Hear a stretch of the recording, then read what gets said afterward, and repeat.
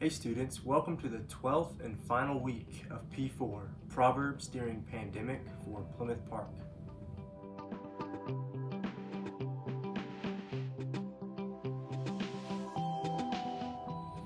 Yes, you heard that right. This is our last week of P4. Next week we'll begin a new video series, so be sure to be on the lookout for that. But today we finish our Proverbs study by looking at Proverbs chapter 9. Now, chapters 1 through 9, they're the first major unit in the book of Proverbs, and these chapters have overall challenged us to seek wisdom, to live wisely, and to stay away from fools and foolishness. And we come to chapter 9, and it ties all this together by talking about wisdom on one hand and folly on the other hand. And what it's showing us is that we have a choice to make. Wisdom is calling out, wisdom wants to be followed. But at the same time, folly is also calling out and wants to be followed. So we have to choose who we will listen to. We have to choose who we will follow. So this is what wisdom says in Proverbs 9, verses 4 through 6. She says, "Whoever is inexperienced, enter here. To the one who lacks sense, she says, 'Come, eat my bread and drink the wine I've mixed. Leave inexperience behind and you will live. Pursue the way of understanding.'" And then notice how similar what folly says in verses 16 and 17.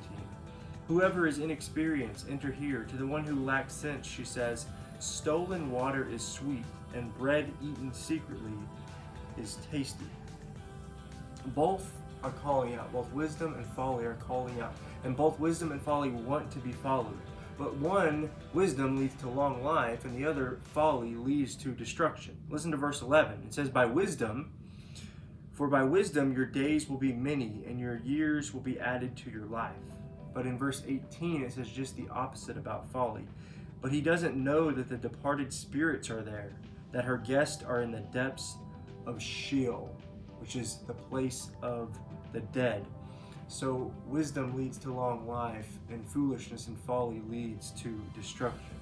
But both wisdom and folly want to be followed, and the choice, like I said earlier, is ours to make.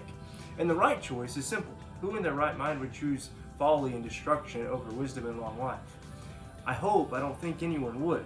But actually waking up every morning and making that choice is much more difficult.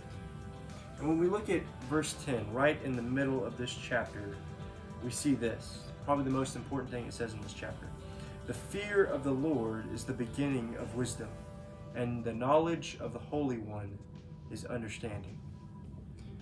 It all goes back to our relationship with our Creator.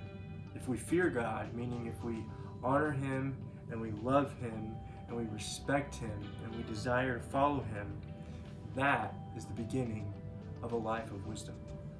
If we don't fear God, if we don't place our faith in the death, the burial, and the resurrection of Jesus, then nothing else matters. So the wisest thing that a person can do is place their faith in Christ and decide to follow Him every single day. And to not do that, to reject that, is foolishness. It's utter folly. And the choice is yours. So will you do the wise thing, or will you do the foolish thing?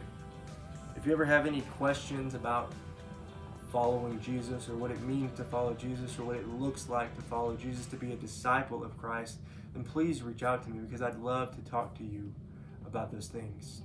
I know that I've really enjoyed studying the Proverbs over the past several weeks, all throughout this summer really, and I hope you've enjoyed it as well. Remember that we will be starting a new video series next Wednesday, so be sure to be on the lookout for that. Thanks for watching, and I hope you guys have a great rest of the week.